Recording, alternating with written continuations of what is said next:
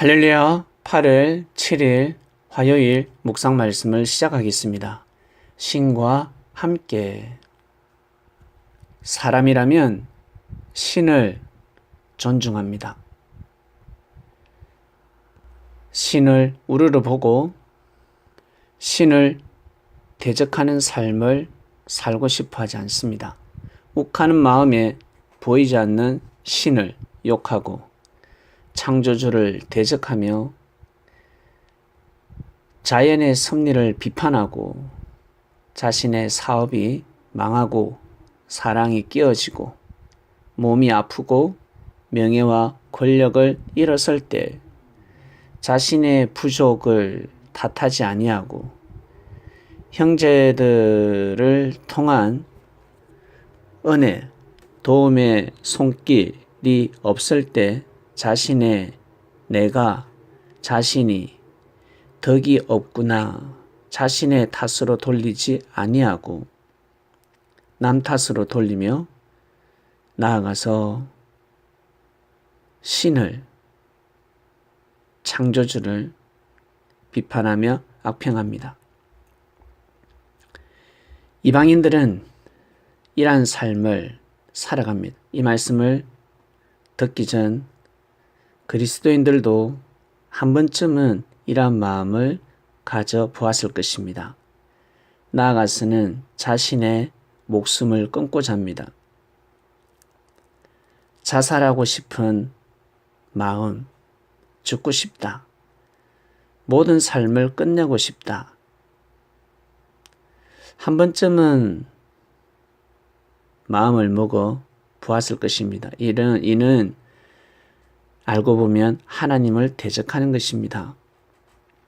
아닌 것 같은데 하나님을 대적하는 참으로 하지 말아야 될 행위입니다. 마음도 먹어서는 아니 됩니다. 물론 살아가면서 마음은 먹을 수는 있지만 그러나 이 마음을 깊이 먹어서는 아니 되고 이 마음을 다짐해서는 아니 됩니다. 힘들면 힘들수록 자신이 잘못 선택한 것을 힐문하며 자신을 책망해야지. 자신의 삶을 불평불만하고 하나님의 은혜와 역사를 불평불만하는 것은 나아가서 하늘을 대적하는 일들입니다. 그렇게 살다 보면 하늘의 은혜가 내려오다가 사단이 쳐가 버립니다.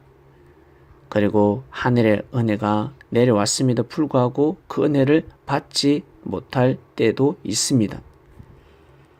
이번 주 말씀은 신과 함께라는 말씀입니다. 요즘 재미나는 영화도 나왔죠. 신과 함께. 보셨습니까? 영화를 보신다면 한 번쯤 볼만한 영화인 것 같습니다.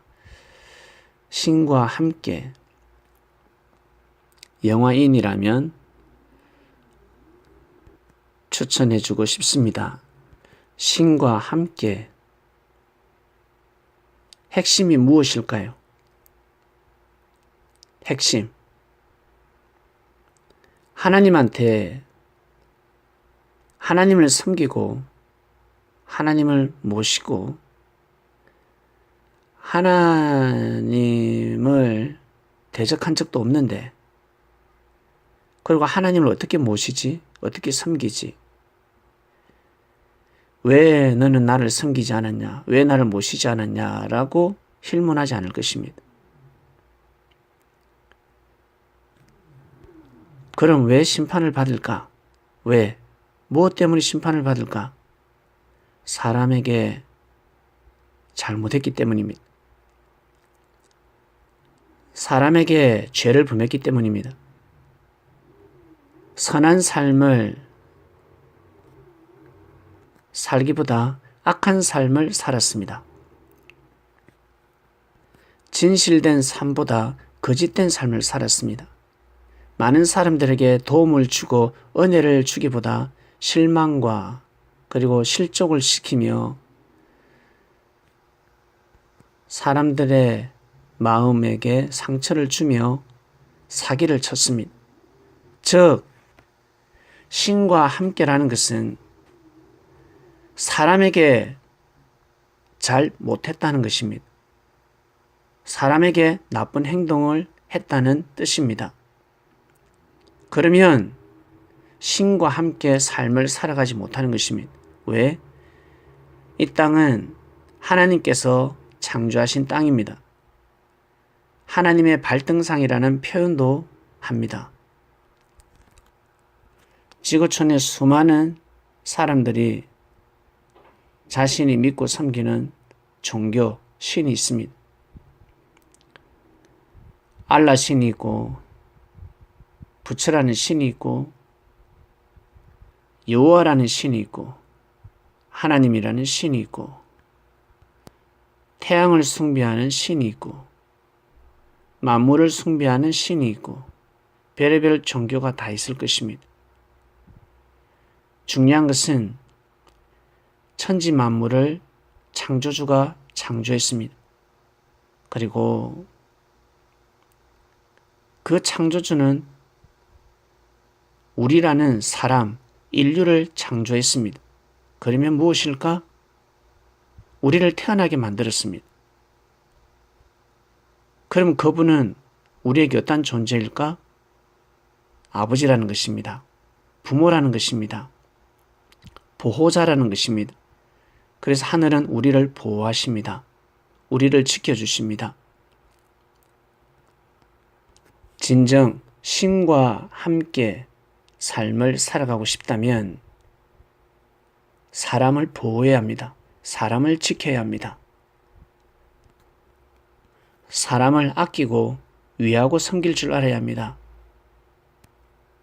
대신 사람을 이용하고 사람을 해하는 자들, 늑대 같은 자들, 사자 같은 자들, 호랑이 같은 자들은 멀리해야 합니다. 사람을 사냥하는 사람들, 물질을 사냥하고 삶을 사냥하는 사람들이 있습니다. 이를 성경에서는 뱀이라 했습니다. 하나님의 은혜를 사냥하는 자들이 있습니다. 악평하는 자들이 있습니다. 마음을 짓밟아버린 자들이 있습니다. 고귀한 신앙을 짓밟아버린 자들이 있습니다. 그러한 자들은 멀리하는 것입니다. 어떻게 그럴 수 있습니까? 똑같은 사람인데. 악어가 오면 멀리하는 것입니다. 하나님이 창조하셨는데 악어 머리 한번 쓰다듬고 싶습니다. 늑대가 오고 있습니다. 멀리합니다. 뱀이, 독사가 방 안으로 기어들어오고 있습니다. 하나님이 창조한 동물인데 꼬리 한번 만져보고 싶습니다. 이건 아주 어리석은 말이죠. 멀리해야 합니다. 쫓아내야 합니다. 가까이서는 아니 됩니다. 담을 쌓아야 합니다. 넘어오지 못하게끔 장애물을 설치해야 합니다.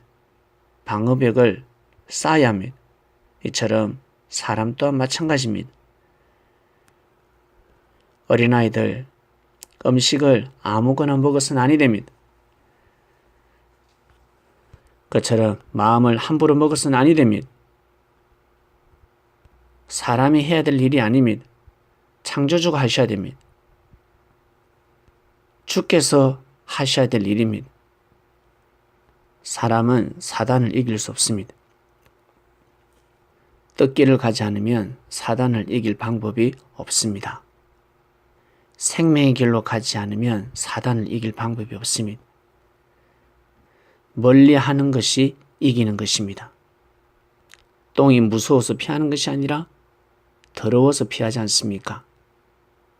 전지전능하신 창조주 하나님도 무서워하지 않는데 사단을 무서워하겠습니까? 만나본 자들은 무서워하겠죠. 사단을 만나보았습니까? 무서울 겁니다. 귀신을 만나도 무서운데 근데 하나님을 만나보았습니까? 하나님의 그 권위는 이루 말할 수 없습니다. 두렵고 떨리는 것입니다. 악한 자들은 피해가는 것입니다. 그들을 반드시 피해가야 합니다. 그래야 신과 함께라는 삶을 살아갈 수 있는 것입니다. 하나님 아버지 감사합니다. 신과 함께라는 말씀이 시작되었습니다. 신과 함께. 하나님과 함께 살고 싶습니다. 하나님이 동행하는 삶을 살고 싶습니다. 주가 함께하는 삶을 살고 싶습니다. 그리스도인이라면 그리고 의로운 사람이라면 모두 다 한결같은 마음일 것입니다. 그런데 어떻게 하면 신과 함께라는 삶을 살 수 있을까? 바로 이 땅에서 사람들에게 잘해야 합니다. 사람들을 기이 보고 올바른 삶을 살아가야 합니다. 생명의 길로 걸어가야 합니다. 예수님은 그것을 가르쳐 주러 오셨습니다. 삶 속에서 하나님이 함께하고 계신다는 것을 가르쳐 주셨습니다. 그리고 그의 이름은 아버지라는 것을 가르쳐 주셨습니다.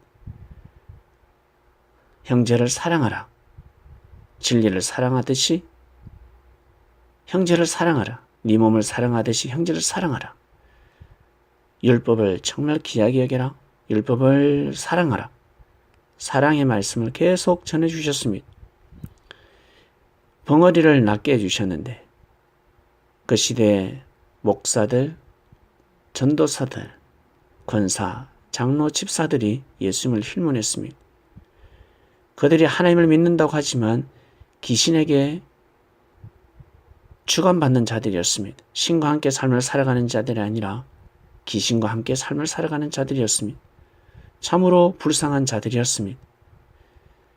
지난 역사를 통해 이 시대를 꿰뚫어 보며 이 시대에 우리는 잘 살아가고 싶습니다. 신과 함께 삶을 살아가는 그리스도인들 되게 해주시옵소서. 감사함을 드리며 사랑하는 예수님의 이름으로 기도드립니다. 아멘.